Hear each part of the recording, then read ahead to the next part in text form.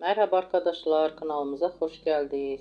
Bugün sizler için iki harika oyuncumuz Neslihan Atagül ve Burak Özçivit'ten güzel ve yeni paylaşımlar sizler için hazırladık.